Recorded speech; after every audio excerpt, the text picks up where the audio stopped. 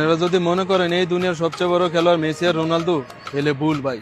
এই দুনিয়ার সবচেয়ে বড় খেলোয়াড় হইলো আমার আব্বাই। এই দুনিয়ার সবচেয়ে বড় খেলোয়াড় হইলো আমার আব্বাই।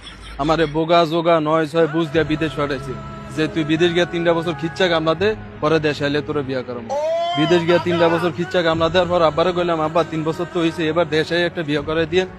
বিয়া যে করবি বউ আইনা রাখবি কই, বাড়ি টাড়ি করছ? না আব্বা করি নাই তো।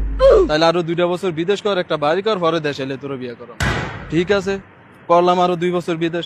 আব্বারে কইলাম, আব্বা বাড়ি তো করছি, এবার দেশে একটা বিয়া করে দিয়েন। বিয়া যে করবি বউ কি তোর চেহারা দেখে দিয়া দিব? সোনা গহনা কিনো লাগতো না? সোনা গহনা কিনছস? না আব্বা কিনি নাই তো। তাইলে আরো 2টা বছর বিদেশ কর, সোনা গহনা কিন, পরে দেশে এলে তোরে বিয়া করাম। ঠিক আছে, সুন্দর কথা, সোনা গহনা ছাড়া তো বউ দিত না। করলাম আরো 2 বছর বিদেশ। আব্বারে কইলাম, আব্বা সোনা গহনা তো কিনছি, এবার দেশে একটা বিয়া করে দিয়েন।